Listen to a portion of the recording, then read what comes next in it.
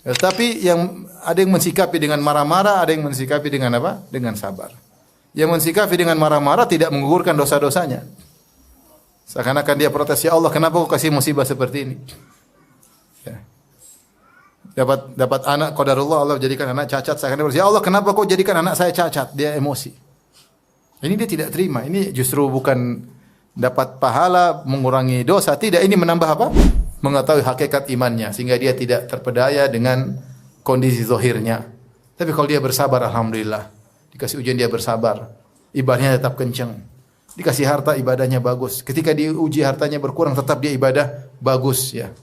Maka insya Allah dia bersyukur kepada Allah telah diberi kemampuan untuk bisa bersabar.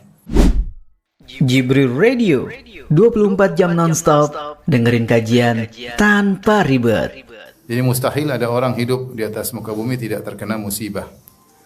Semua terkena musibah, kaya, miskin, ya.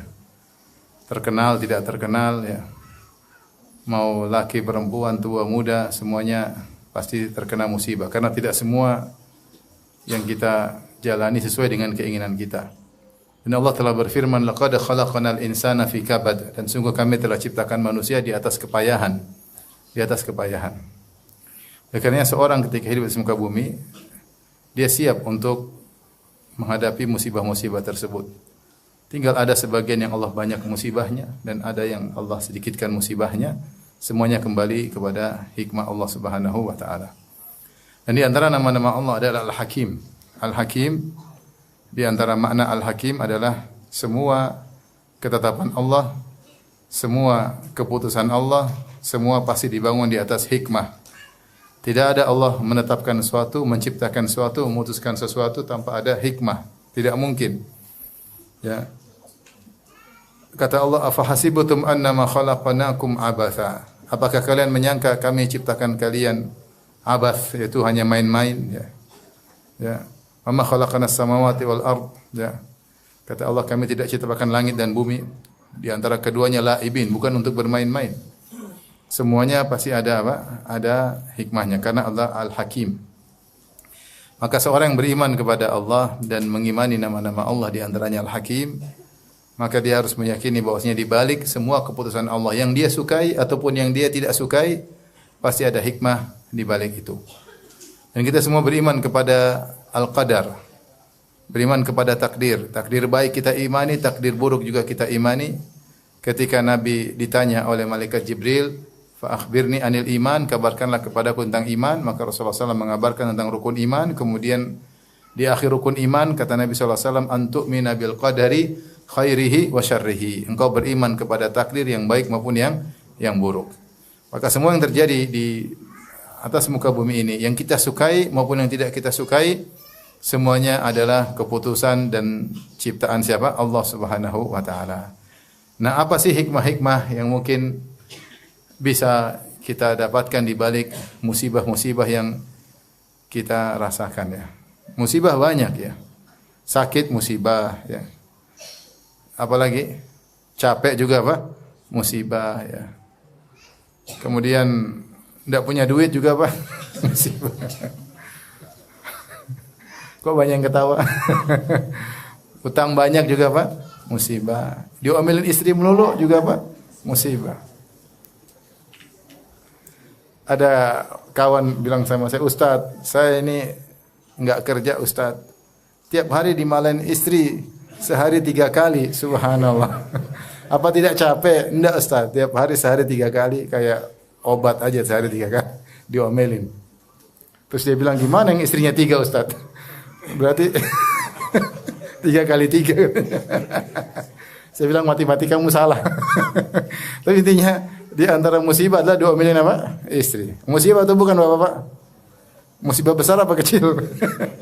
Artinya hidup ini banyak yang tidak kita sukai. Tapi sudah takdir Allah Subhanahu wa taala. Apa hikmah di balik musibah tersebut? Tapi yang pertama di antara hikmah bahwasanya agar seorang mukmin selalu merindukan surga.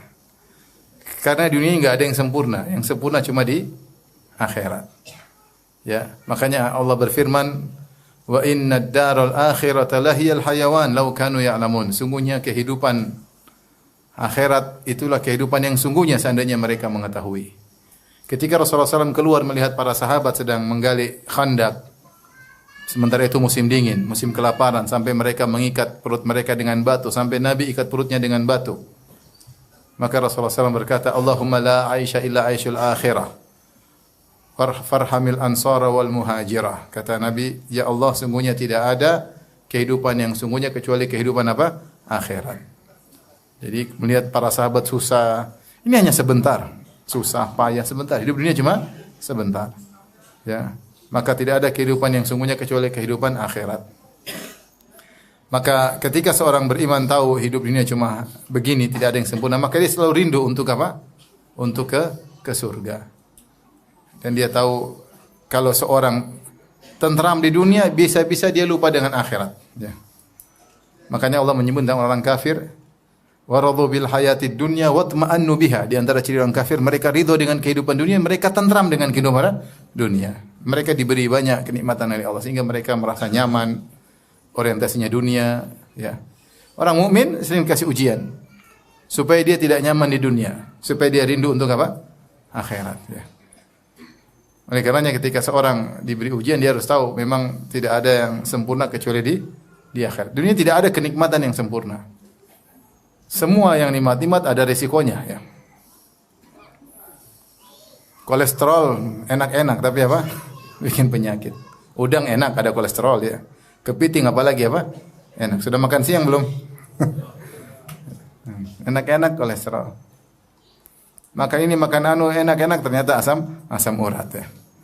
Tidak ada yang enak-enak kecuali ada efek sampingnya. Itulah kehidupan dunia. Maka di antara hikmahnya agar seorang rindu dengan akhirat sehingga dia tidak terfokus pada dunia. Sehingga dia punya waktu apapun dia yang dirasakan. Musibah dia rasakan tentang punya waktu salat malam, punya waktu baca Al-Qur'an karena dia tahu demikianlah kehidupan dunia, pernak-perniknya adalah ujian dan musibah. Makanya Al-Imam Syafi'i rahimahullah pernah berkata, "Mihanu zamani katsiratun la tanqadi wa sururuhu ya'tika kal a'yadi." Bahwasanya ujian kehidupan datang terus-menerus tiada hentinya. Adapun kesenangan dunia datang sesekali, ya. Artinya banyak sekali ujian yang dialami oleh Al-Imam Syafi'i rahimahullahu taala. Ini hikmah yang pertama. Tapi hikmah yang kedua, ikhwan dan akhwat yang dirahmati Allah Subhanahu wa taala, musibah kalau menimpa tujuannya adalah untuk menghapuskan dosa-dosa, ya. Kita tidak ragu kita banyak dosa. Apalagi di zaman sekarang, zaman medsos, zaman internet.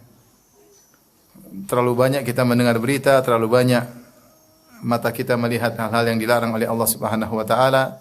Sudah dipastikan setiap hari kita terjerumus dalam dosa, ya. Kalau orang dulu tidak mau berdosa di luar, dalam rumah aja, enggak keluar-keluar. Sekarang dalam rumah pun kalau selama kuota masih ada maka tetap matanya bukan jelalatan merajalela, ya. Oleh karenanya mungkin di antara kita sudah ada yang istighfar, tapi istighfarnya kurang berkualitas. Mungkin di antara kita yang sudah bertobat, Rabbi ghufirli wa tub alayya, ya, astaghfirullahal azim wa atubu ilaik, ya, wa atubu ilaih. Tapi ternyata istighfarnya, tobatnya tidak berkualitas. Masih ada sisa-sisa dosa yang harus dibersihkan. Di antara cara praktis paling mudah menghapuskan dosa adalah dengan dikasih apa? Musibah. Ya. Seandainya antum tahu satu omelan istri buat antum betapa banyak dosa yang gugur, mungkin antum bersabar. Antum bilang tambah.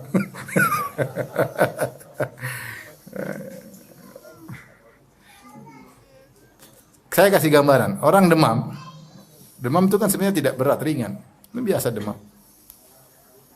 Apa kata Nabi ketika ada seorang wanita Rasulullah jenguk kemudian dia mencela demam, kata Rasulullah SAW, la tasubbil humma fa innaha tudhibu khataya bani Adam kama yudhibul kir khabathal hadid. Jangan kau mencela demam. Sungguhnya demam itu menghapuskan dosa-dosa sebagaimana alat pandai besi menghilangkan karatan besi. Alat pandai besi itu mudah menghilangkan karat besi, tinggal panas, karatnya bisa cepat hilang. Itu gambaran tentang demam. Saya sama antum. Demam sama diomelin istri, sakitan mana? Demam. Berarti udah terbiasa ya. Hah? Jarang ngomel, Masya Allah makanya. Nah, kalau jarang ngomel, sekali ngomel sakit. Artinya subhanallah, musibah itu mudah sekali. Itu demam aja sudah menghapuskan dosa. Bagaimana kalau sakit lebih apa? Lebih parah. Bagaimana lebih parah, maka sangat mudah dihapuskan dosa-dosa. Makanya Rasulullah SAW mengatakan la yazalul bala bil mu'min wal mu'minah fi nafsi wa waladihi wa malihi. Senantiasa musibah menimpa seorang mukmin dan seorang mukminah pada dirinya, pada hartanya, pada anaknya. Ya, musibah dia yang sakit atau hartanya berkurang atau anaknya yang sakit atau anaknya meninggal. Hatta yalqallaha wa laisa alaihi khati'ah. Sampai dia bertemu Allah tidak ada dosa sama sekali. Saya sering ditanya beberapa orang, Ustaz, kok saya rasa musibah bertubi-tubi menimpa saya. Subhanallah. Mungkin Allah ingin menghapuskan apa? Dosa-dosa. Jadi musibah ini cara praktis untuk menghapuskan apa? Dosa-dosa. Rasulullah SAW bersabda, "Ma yusibul muslim min wasabin wala nasabin wala hammin wala hazanin wala adhan hatta syauka yushaquha illa kafarallahu bi khatayahu." Tidak ada satu musibah pun menimpa seorang muslim, baik letih, bahkan letih, sakit, gelisah, sedih, diganggu, dizolimi oleh orang, dikata-katain orang, sampai duri yang mengenainya, kecuali semuanya akan menghapuskan apa? Dosa-dosanya. Jadi makanya ketika Rasulullah menyinggung orang sakit, Rasulullah mengatakan la ba'sa tahurun insyaallah. Tidak mengapa, semoga, maksudnya penyakit yang kau alami ini tahur, sebagai pembersih dosa-dosamu, sebagai pembersih dosa-dosamu. Maka seorang bersabar karena di balik hikmah musibah adalah menggugurkan apa? Dosa-dosanya. Ini kenyataan saya lihat ada sebagian orang, kenyataan beberapa orang saya kenal. Dulu dia bekerjanya haram. Entah ini, entah ini. Ada beberapa orang, mau satu orang. Satu kerjanya begini, satu kerjanya begini. Subhanallah, sekarang ini mereka sering kena musibah. Tapi yang jadi saya takjub, mereka sabar. Bisa jadi ini untuk menghapus dosa-dosa yang apa? Masa lalu. Kasih musibah. Tapi mereka sabar. Luar biasa. Ya. Bisa jadi, saya dalam hati bisa jadi. Saya tidak bilang ke dia ya, nggak enak. Cuma bisa jadi ini menghapus dosa-dosa mereka masa lalu yang terlalu bertahun-tahun mereka tenggelam dalam dosa-dosa tersebut. Ya. Allah punya cara untuk menghapuskan dosa-dosa. Kadang-kadang seorang tahu-tahu dibuat gelisah tanpa ada sebabnya, nggak tahu sebabnya apa. Ustaz, kadang saya gelisah nggak tahu sebabnya apa. Jelas ada sebabnya, yaitu apa? Dosa. Ama asabaka min sayyi'atin famin nafsik. Kata Allah, apapun keburukan yang menimpamu adalah akibat dari dirimu sendiri. Adalah akibat dari dirimu sendiri. Maka di antara hikmah musibah adalah menggugurkan dosa-dosa kita. Terus siapa sih di antara kita yang tidak punya dosa? Kita semua punya dosa. Ibu-ibu, siapa yang tidak punya dosa, ibu-ibu? Yang tidak semua hak suami ditunaikan. Banyak ibu-ibu udah ngaji tapi enggak tunaikan hak apa? Suami. Masih mengangkat suara di hadapan suami. Masih tidak membuat suami merasa sebagai pemimpin keluarga yang memimpin dia. Ini salah. Seorang wanita solehah itu membuat suaminya merasa sebagai pemimpin keluarga. Kalau seorang wanita berhasil menjadikan suaminya merasa sebagai pemimpin keluarga, merasa jadi singa dalam rumah, bukan kucing ya, maka insya Allah itu wanita solehah. Namun banyak, bukan tidak mayoritas, tapi banyak wanita yang sebaliknya. Ya, dia berkuasa di rumah, membentak suaminya, ya. Kasihan suaminya ya. Oleh karenanya setiap kita sangat mungkin melakukan dosa bahkan tiap hari. Oleh karenanya jika dikasih musibah kita terima, ya, kita terima. Makanya dalam hadis kata Rasulullah sallallahu alaihi wasallam, "Idza aradallahu bi 'abdihi khairan ajjala lahul uqubata fid dunya wa idza arada bi 'abdihi syarran amsaka anhu hatta yuwaffiya bihi yaumal qiyamah." Jika Allah menghendaki kebaikan pada seorang, Allah segerakan hukumannya di dunia. Dan jika Allah menghendaki keburukan pada seorang, Allah tahan hukumannya sampai Allah sempurnakan di akhirat kelak. Ya. Kita tidak ingin diberi hukuman, kita berusaha beristighfar sebanyak mungkin, bertobat sebanyak mungkin. Tetapi kita sangat yakin tentu masih ada apa? Dosa-dosa yang tersisa.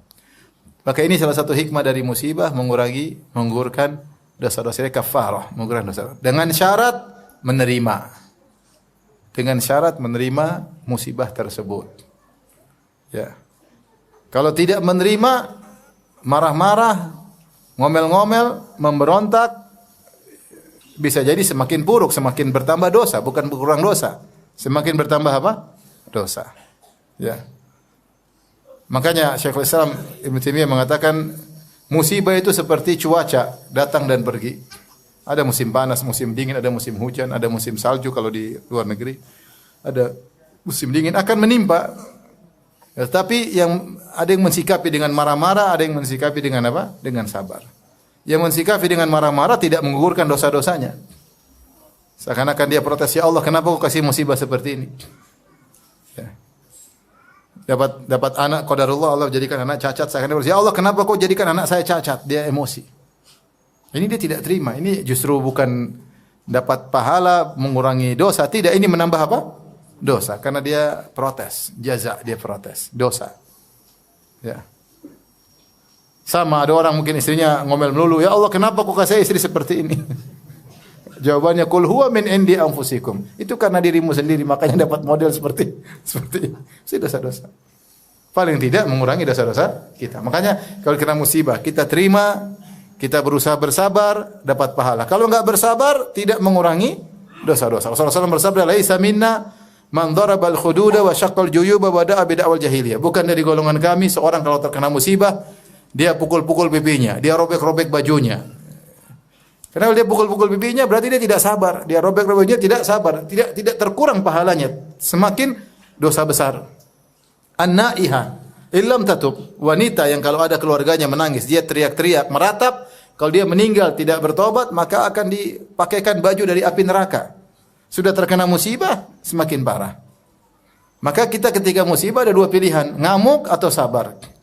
Kalau sabar pahala bertambah, dosa-dosa dikurangi. Kalau tidak sabar, dosa tidak dikurangi, semakin terpuruk. Oleh karenanya, tidak ada pilihan bagi kita kecuali untuk bersabar ketika dikasih musibah oleh Allah Subhanahu wa taala. Karena pendapat yang lebih kuat bahwasanya bukan musibah yang mengurangi dosa, tapi adalah sikap seorang hamba terhadap musibah tersebut. Itu yang mengurangi dosa. Karena pahala Allah berikan sesuai dengan amal perbuatan hamba. Nah, bagaimana sikap hamba terhadap musibah tersebut? Kalau dia sabar, baru dapat pahala, dikurangi apa? Dosa-dosanya. Kalau dia ngamuk-ngamuk, tambah dosanya. Tambah dosanya. Makanya kalau dapat musibah kita bilang apa? Astaghfirullah. Astaghfirullah. Ada musibah ini pasti gara-gara kesalahan apa? Saya. Enggak usah heran. Kok bisa ya? Kok bisa? Bisa lah. Kita ini banyak terjerumus dalam apa? Maksiat. Taib, ini hikmah yang kedua. Hikmah yang ketiga, sabar itu atau musibah itu salah satu cara untuk meninggikan derajat seseorang. Untuk meninggikan derajat apa? Seseorang. Kata Allah Subhanahu wa taala, "La tublawunna fi anfusikum wa amwalikum wa la tablawunna fi amwalikum wa anfusikum wa la tasma'unna minal ladzina utul kitaba min qablikum minal ladzina asyraku adzan katsira wa in tasbiru wa tattaqu fa inna dzalika min azmil umur." Kata Allah, sungguh kalian benar-benar akan diuji pada harta kalian, diuji pada diri kalian. Harta berkurang, fisik mungkin luka atau sakit dan yang lainnya.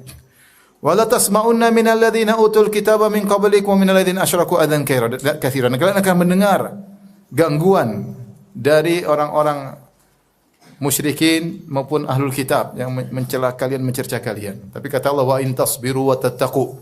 Kalau kalian bersabar dan bertakwa dalam ujian tersebut, fa inna dzalika min azmil umur, maka itu termasuk perkara yang sangat ditekankan, yaitu pahalanya tinggi. Pahalanya tinggi. Maka seorang kalau dikasih musibah, salah satu cara Allah agar meninggikan derajatnya. Maka benar sabda Nabi sallallahu alaihi wasallam, asyaddun nasi bala'an al-anbiya, thumma salihun, thumma al-amsal fal-amsal. Bahwasanya orang yang paling berat ujiannya adalah para nabi, kemudian orang-orang soleh, kemudian orang-orang yang semisalnya. Yubtala rajulu ala qadri imani, seorang diuji sesuai dengan kadar imannya. Maka jika Allah ingin meninggikan derajat seorang, Allah kasih musibah, kasih musibah dia bersabar, kasih musibah dia bersabar sehingga derajatnya cepat naik.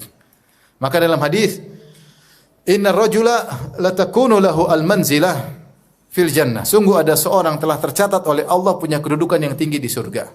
Tetapi ternyata amal solehnya la yuballighuhu iyyaha. Ternyata amal soleh yang dia lakukan, salat malamnya, sedekahnya tidak bisa mengantarkan dia, tidak bisa mendongkrak dia ke tempat tinggi tersebut. Maka bagaimana caranya? Fayabtalihillah, maka Allah pun mengujinya. Fi waladihi, pada anaknya, fi malihi, pada hartanya, fi nafsihi, hatta yuballighuhu iyyaha.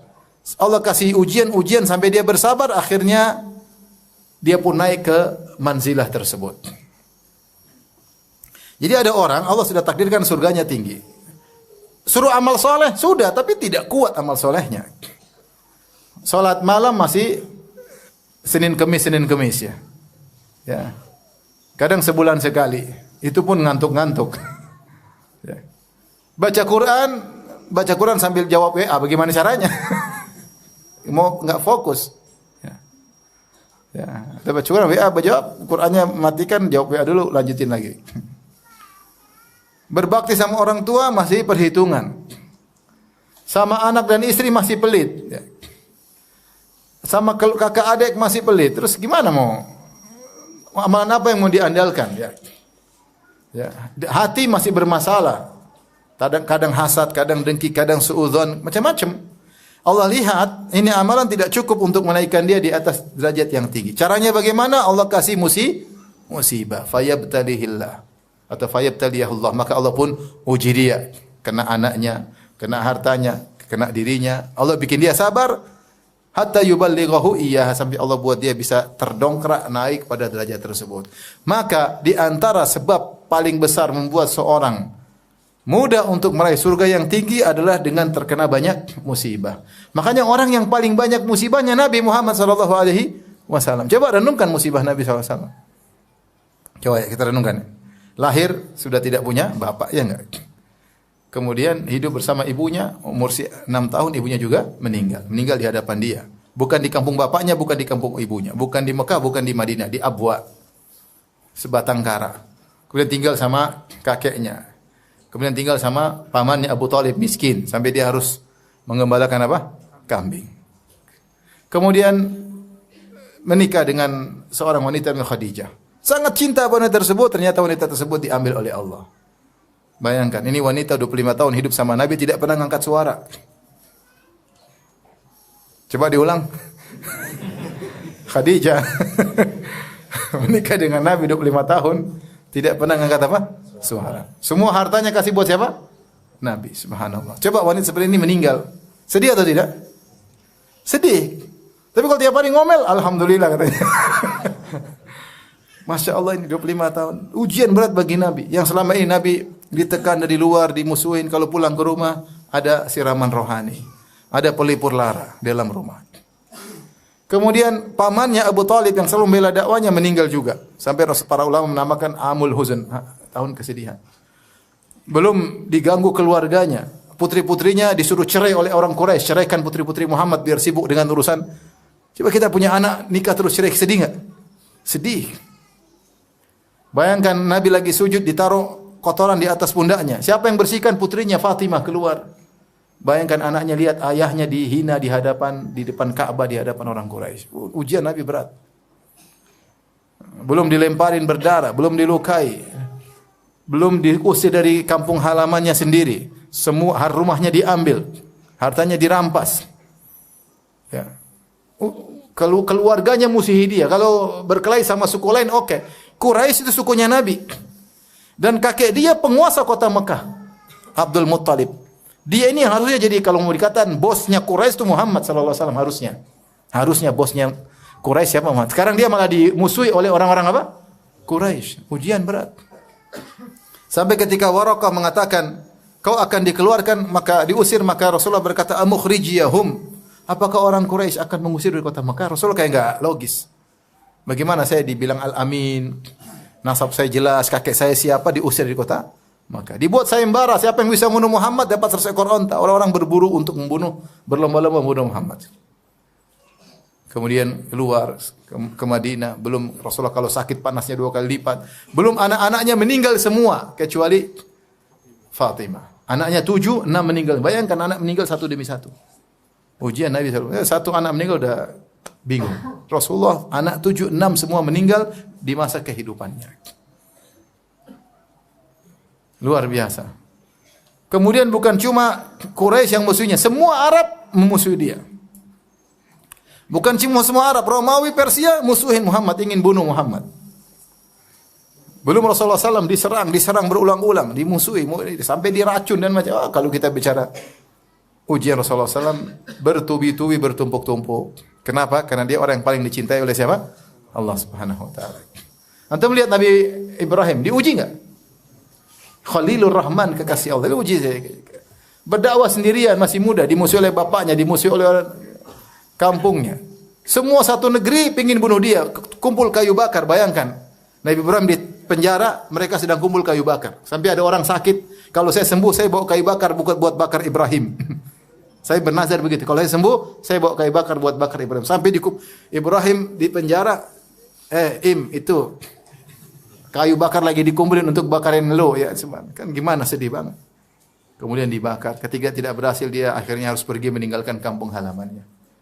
Nabi Ibrahim alaihissalam diuji, menikah puluhan tahun tidak punya anak. Akhirnya menikah dengan Hajar, punya anak namanya Ismail. Ketika punya Ismail, Sarah cemburu. Dia harus berpisah dengan Hajar. Istri yang dia cintai, anak dia cintai, baru lahir, ini bayi ditunggu puluhan tahun, harus ditaruh di Mekah. Berpisah dengan istri menyedihkan enggak? Ya kalau istrinya tukang ngomel enggak.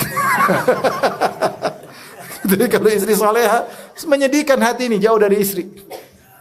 Taruh istri. Anak yang ditunggu-tunggu harus dipisahkan, bagaimana, bayangkan. Baru lahir, taruh. Allah, perintah Allah Subhanahu Wa Taala. Istrinya cemburuan, istri pertama ingin melukai istri kedua. Ibrahim semuanya sabar. Anaknya udah besar, suruh sembelih. Intinya Ibrahim alaihissalam diuji ujian luar biasa. Kenapa? Karena dia Khalilur Rahman. Maka benar kata Nabi, yubtala rajulu ala qadri imanihi. Seorang diuji dengan berdasarkan apa? Imannya. Benarlah perkata Imam Syafi'i. Mihanuz zamani kathiratun la tanqadhi. Sungguhnya ujian zaman, ujian kehidupan itu terus-menerus tiada hentinya. Wa sururuhu ya'tika kal a'yadi. Adapun kesenangannya datang sesekali seperti hari lebaran, cuma sesekali. Ini Imam Syafi'i ceritakan tentang apa? Tentang dirinya. Dan Imam Syafi'i diuji luar biasa. Dihasatin lah, di inilah, di anulah. Lahir bapaknya meninggal yatim dan seterusnya. Oleh karenanya musibah adalah sebab utama untuk menaikkan derajat seseorang. Dongkraknya sangat cepat, langsung cepat. Maka seperti dikatakan sebagian ulama, semakin pilu semakin bahagia di akhirat. Luar biasa. Semakin pilu semakin bahagia di akhirat. Kita sih tidak ingin pilu-pilu sekali. Cuma yang tahu itu Allah Subhanahu wa Ta'ala. Tapi kaidah mengatakan, semakin antum pilu menghadapi ujian tersebut, semakin berat, semakin tangis, semakin antum sabar, maka semakin bahagia di alam barzah dan semakin bahagia di surga. Kenapa? Semakin pilu derajat semakin tinggi.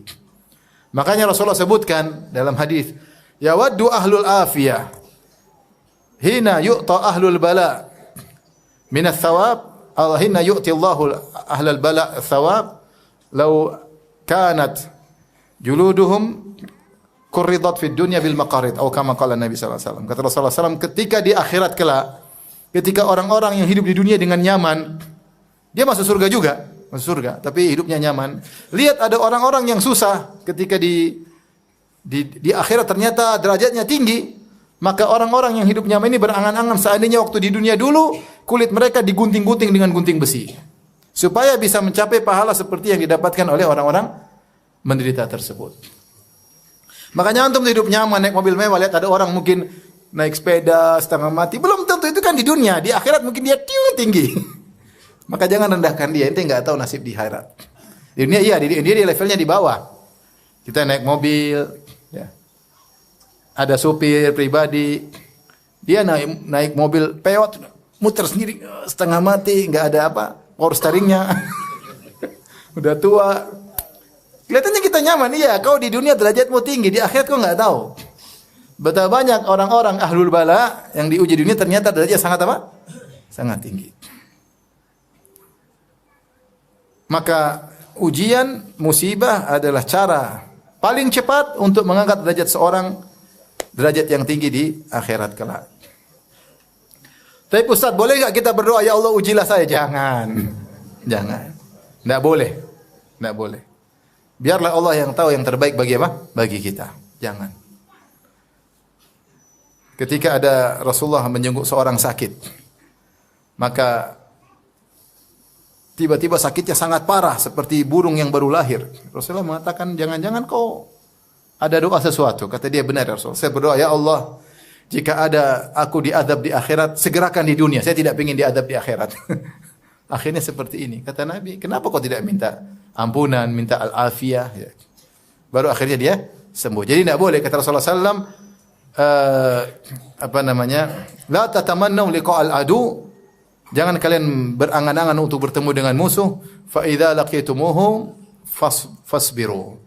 Jangan berangan-angan bertemu musuh, tapi kalau sudah ketemu musuh sabar. Jangan berangan-angan untuk dikasih apa? Musibah. Terbaik adalah kita minta keselamatan. Allahumma nas'alukal afiyata fid dunya wal akhirah. Kita minta apa? Keselamatan. Tetapi kalau Allah kasih musibah, sabar. Allah kasih musibah, sabar. Jadi musibah adalah cara agar Allah mengangkat derajat yang tinggi dengan cepat. Sering ada pertanyaan, Ustaz, saya sedang diuji. Ini penggugur dosa atau peninggi derajat? Kemungkinan kalau kau penggugur dosa. Kemungkinan kalau kita, kalau para nabi, para ulama kita bilang meninggikan apa? Derajat dosa mereka sedikit. Tapi kalau model-model kita, kemungkinan besar apa? Menggugurkan dosa. Tetapi siapa yang sabar, datang dalam hadis riwayat menggabungkan keduanya. Siapa yang bersabar, dosanya digugurkan, derajatnya dinaikkan. Syaratnya harus sabar.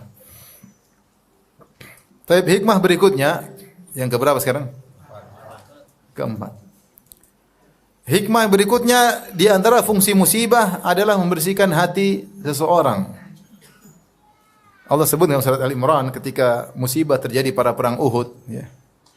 Kata Allah, waliyumahhisallahu alladhina amanu yamhaqal kafirin, agar Allah membersihkan orang yang beriman. Dalam ayat yang lain, waliyumahhisa ma fi qulubikum, ya, agar Allah membersihkan dada kalian, ya. Ditafsirkan oleh sebagian ulama, yaitu menghilangkan penyakit-penyakit hati dengan dikasih musibah.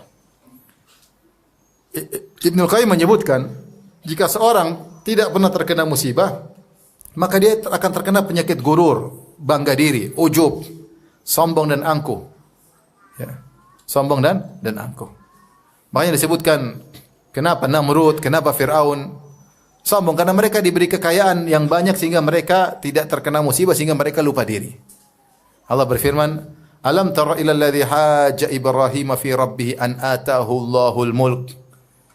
Tidakkah kalian melihat bagaimana, engkau melihat bagaimana ketika ada orang kafir berhujjah, berargumentasi dengan Ibrahim. Kenapa? An atahu Allahul mulk, karena Allah berikan dia kekuasaan. Allah beri kekuasaan, dia lupa diri. Ya. Fir'aun juga demikian, ketika dia diberi kekayaan, kekuasaan, kesehatan, maka dia merasa dirinya paling hebat. Alaysa li mulku Misra wa hadhil anharu tajri min tahti afala tubsirun. Bukankah kerajaan Mesir kekuasaanku? Lihatlah sungai-sungai yang mengalir di bawahku. Tidakkah kalian melihat? Dia sombong. Sampai dia mengatakan ana rabbukumul a'la. Lama-lama dia semakin sombong, dia mengatakan aku adalah Tuhan kalian yang paling maha tinggi. Maka kalau orang tidak diberi musibah, hatinya jadi ujub, jadi sombong. Contoh saja, saya sering bilang, antum kalau dagang selalu untung, tidak pernah rugi. Kira-kira sombong enggak? Sombong lah. Saya enggak pernah rugi. Ente bahlul enggak bisa dagang, saya enggak pernah rugi. Pasti sombong, kita manusia, kita enggak bisa kontrol hati kita. Kalau untung terus, ya. Coba ada kalau seorang jomblo, setiap melamar pasti diterima. Sombong enggak? Setiap nazar pasti diterima. Saya, semua cewek tunduk sama saya, sombong. Coba kalau ditolak baru sadar. Jadi terkadang Allah buat kita rugi, buat kita sakit, buat kita gagal, agar hilang kesombongan tersebut, hilang ujub tersebut. Makanya Allah mengatakan, waliyumahhisa ma fi qulubikum, untuk membersihkan dada kalian. Seperti yang Allah timpakan kepada para sahabat ketika perang Hunain. Kata Allah Subhanahu wa taala, "Wa laqad nasarakumullahu fi mawatin katsirah. Wa yawma Hunainin id a'jabatkum kathratukum falam tughni ankum syai'a wa dhaqat 'alaikumul ardu bima rahubat thumma wallaytum mudbirin." Kata Allah, sungguh Allah telah menolong kalian dalam banyak peperangan. Allah menangkan kalian. Tetapi ketika perang Hunain, id a'jabatkum kathratukum, kalian merasa ujub dengan jumlah kalian yang banyak. Padahal jumlah yang banyak tersebut tidak bisa memberi manfaat kepada kalian sama sekali. Justru kalian lari kocar-kacir. Allah kalahkan kaum muslimin di awal perang Hunain. Kabur mereka. Tiba-tiba pasukan dari kabilah Hawazin bersembunyi. Tiba-tiba muncul kemudian memberikan serangan anak panah. Para sahabat kabur. Tujuannya apa? Untuk menghilangkan ujub yang telah menimpa hati mereka. Menghilangkan ujub. Menghilangkan ujub. Oleh karenanya kita dikasih musibah tadi karena kita ini mudah, manusia ini enggak bisa kontrol apa hatinya. Makanya Rasulullah SAW mengatakan kesombongan ada pada ahlul khail, ya, pemilik kuda bisa jadi sombong, beda dengan pemilik kambing ya. Karena orang kalau punya kuda apalagi kudanya keren, dia apa namanya? Bangga, sombong. Padahal yang keren kudanya bukan dia, tapi dia jadi apa? Sombong. Kudamu ganteng ya, kamu enggak. Tapi kalau punya kambing apa yang mau disombongkan? Kalau kuda kan jago, juara. Kalau kambing apa? Ada pacuan kambing? Enggak ada kan? Jadi enggak bisa disombongkan. Seorang terkadang sulit mengontrol hatinya. Ya, ketika dia punya barang-barang mewah, dia bisa terbawa kepada keangkuhan. Allah Maha tahu, Allah kasih musibah untuk menghilangkan keangkuhan-keangkuhan, ujub-ujub tersebut karena penyakit hati sangat berbahaya. Ya. Orang bisa tertimpa riya, bisa ujub. Tapi kalau dikasih musibah, kasih musibah sehingga dia sadar bahwasanya semuanya adalah pertolongan dari Allah semata. Dia tidak bisa apa-apa. Makanya di antara faedah musibah sebagai obat, kata Ibnu Qayyim, seperti obat yang Allah turunkan untuk diberikan kepada orang-orang yang sakit. Maka Allah tahu jenis sakitnya apa dan Allah tahu kadar obatnya sampai berapa lama dan seberapa kualitas obat tersebut. Maka tinggal kau terima obat tersebut, ada saatnya kemudian kau akan sembuh dari penyakit tersebut.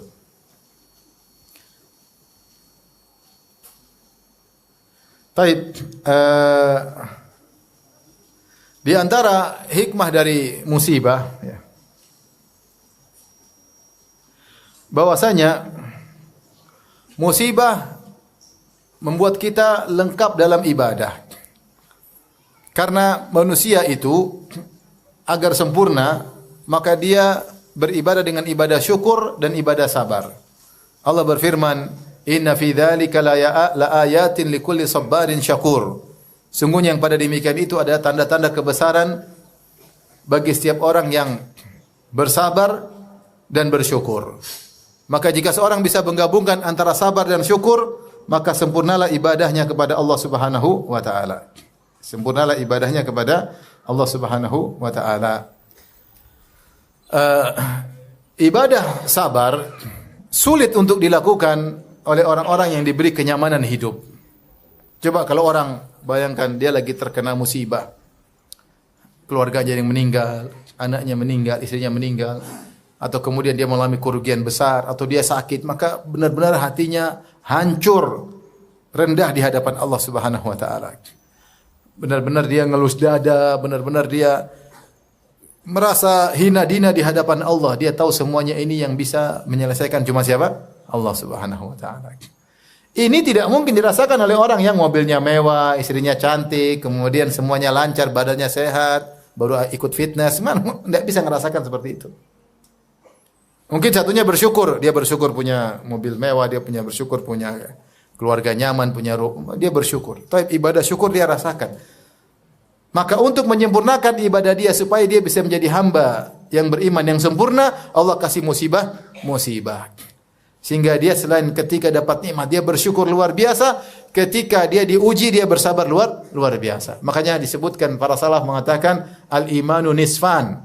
Sungguhnya iman itu terbagi dua. Ya. Setengah nisfu sabar wa nisfu syukur. Setengahnya adalah sabar, setengahnya adalah syukur. Maka barang siapa yang bisa menggabungkan keduanya, maka telah sempurnalah keimanannya. Telah sempurnalah keimanannya.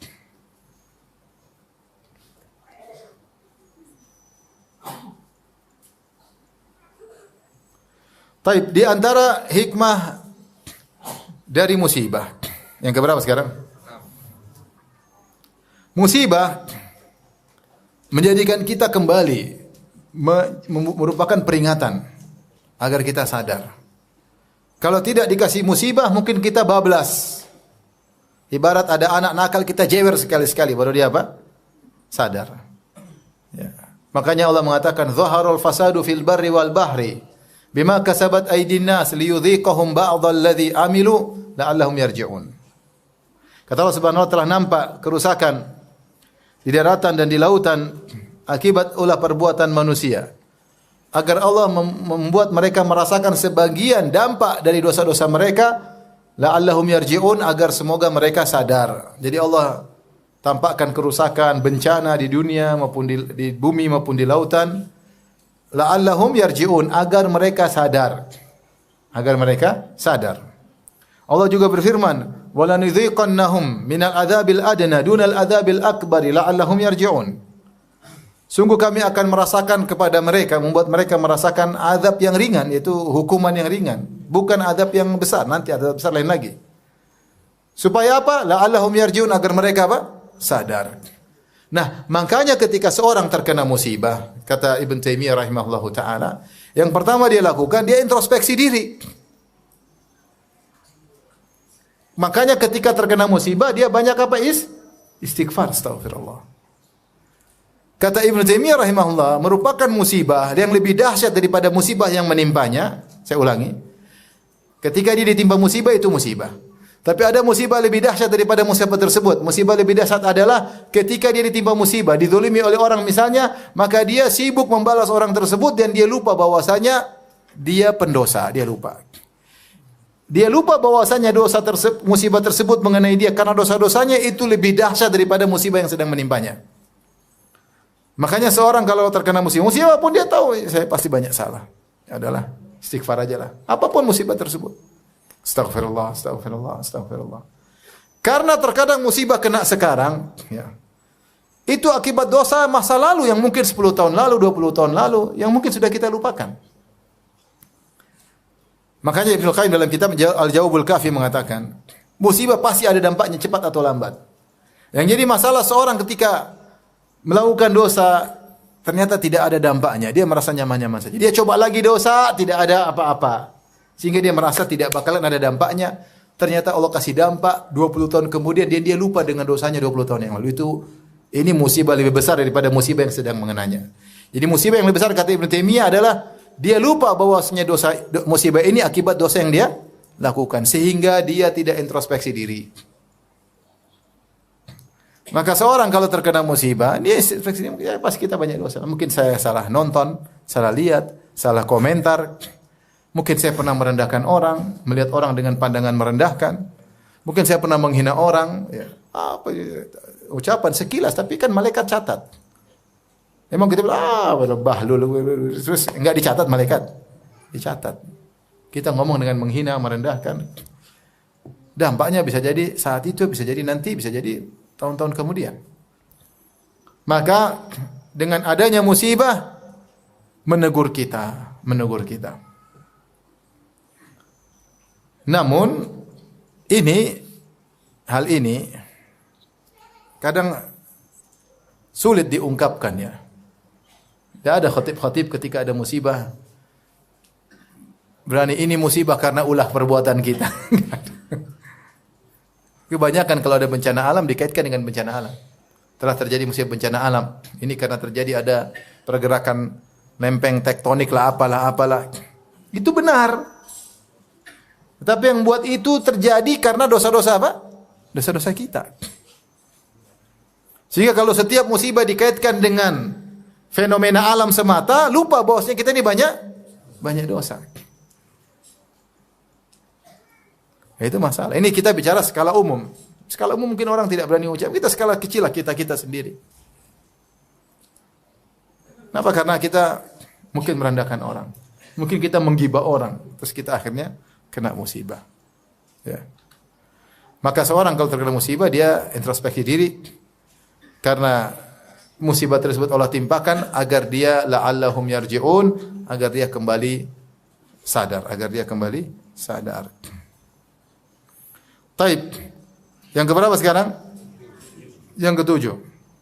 Di antara hikmah musibah agar kita pandai bersyukur. Kalau Allah kasih kita sakit baru kita sadar ternyata nikmat sehat itu luar biasa. Nikmat itu luar biasa. Ya. Yang selama ini mungkin saya kurang maksimal dalam memanfaatkan nikmat sehat tersebut.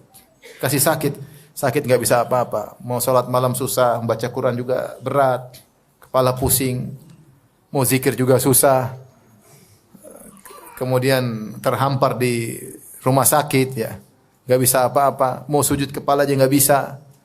Maka kita bersyukur, ya Allah, ternyata selama ini nikmat yang Allah berikan luar biasa. Maka kalau kita sehat, kita benar-benar mensyukuri nikmat tersebut. Karena betapa banyak orang baru bisa bersyukur ketika nikmat diambil. Makanya dikatakan as-sihah, kesehatan adalah taj, kesehatan adalah mahkota yang ada di kepala seseorang yang tidak bisa melihatnya kecuali orang-orang yang sakit. Saya ulangi, kesehatan itu adalah mahkota, emas yang ada di kepala seorang, namun tidak ada yang bisa melihatnya kecuali orang-orang yang sedang apa? Sedang sakit. Maka seorang ketika dikasih musibah, dia ingat. Musibah apapun. Terkadang orang baru sadar. Jadi masalah kalau sudah tidak bisa diperbaiki lagi. Seperti seorang ketika ibunya meninggal baru dia menyesal. Kenapa dulu saya tidak berbakti sama ibu saya? Sudah lewat. Seandainya ibu saya hidup lagi, saya akan begini. Seandainya ibunya dihidupkan lagi, belum tentu dia begitu. Ini repot kalau dikasih musibah kemudian tidak bisa kita perbaiki lagi diri. Repot. Tapi kalau kita yang sakit kita masih bisa sadar. Harta kita ada yang hilang, kembali lagi. Coba kemarin harta saya gunakan untuk ini daripada sekarang dicuri orang atau apalah. Sehingga dengan dikasih musibah maka seorang mengingat nikmat Allah Subhanahu wa taala sehingga kemudian dia lebih bersyukur kepada Allah Subhanahu wa taala.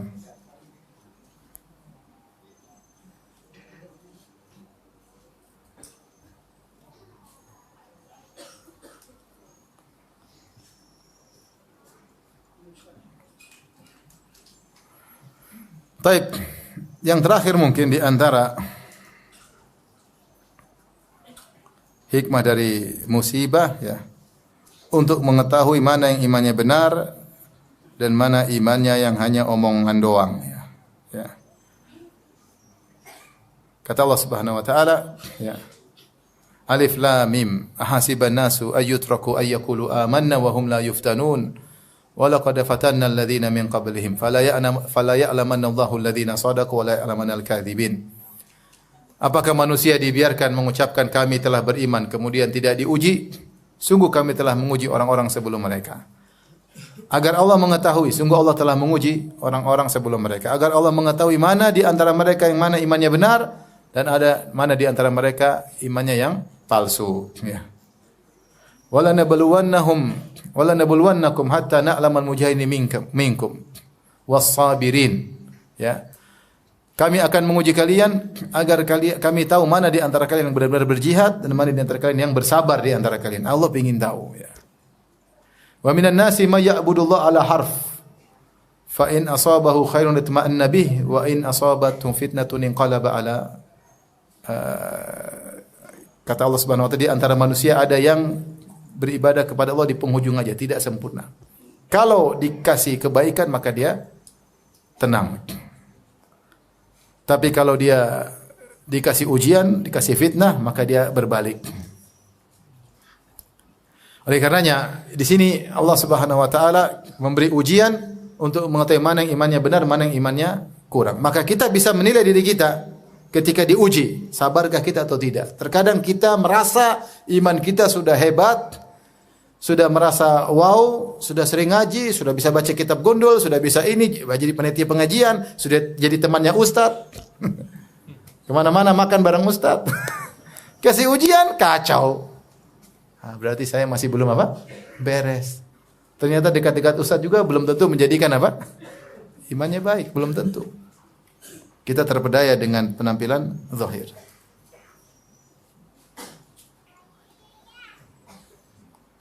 Oleh karenanya, dengan adanya ujian, maka seorang bisa mengetahui hakikat imannya, sehingga dia tidak terpedaya dengan kondisi zahirnya. Tapi kalau dia bersabar, alhamdulillah. Dikasih ujian dia bersabar, ibadahnya tetap kencang. Dikasih harta, ibadahnya bagus. Ketika diuji hartanya berkurang, tetap dia ibadah bagus, ya. Maka insya Allah dia bersyukur kepada Allah telah diberi kemampuan untuk bisa bersabar. Dan kalau seorang bersabar dengan ujian, maka dia meraih cinta Allah Subhanahu wa taala. Kata Allah Subhanahu wa taala, "Wallahu yuhibbus sabirin." Sungguhnya Allah mencintai orang-orang yang bersabar. Siapa yang bersabar, maka Allah akan menemaninya, menolongnya. Innallaha ma'as sabirin. Sungguhnya Allah bersama orang-orang yang bersabar. Tapi demikian saja, ikhwan dan akhwat yang rahmati Allah Subhanahu wa taala, sedikit hikmah-hikmah dari ujian. Semoga kalau kita diuji, kita bisa merenungkan hikmah-hikmah ini sehingga kita kuat untuk bersabar, ya. Kuat untuk bersabar. Karena ujian itu ya tidak bisa kita atur, ya. Kapan Allah kasih ujian, ya Allah kasih ujian, ya. Maka seorang tidak meminta diuji, tapi kalau dia pas diuji, dia bisa bersabar. Di antaranya caranya adalah dengan merenungkan hikmah-hikmah ini agar dia meraih pahala yang tertinggi di sisi Allah Subhanahu wa taala. Wallahu taala alam bisawab. Semoga ibu-ibu menjadi wanita-wanita yang sabar dan terhadap suami dan suami-suami menjadi suami yang sabar terhadap apa? Istri. Semoga Allah kumpulkan kita semua di surganya kelak. Amin ya rabbal alamin. Subhanakallah bihamdik asyhadu an la ilaha illa anta astaghfiruka wa atubu ilaik. Assalamualaikum warahmatullahi wabarakatuh. Jibril Radio 24 jam nonstop dengerin kajian tanpa ribet.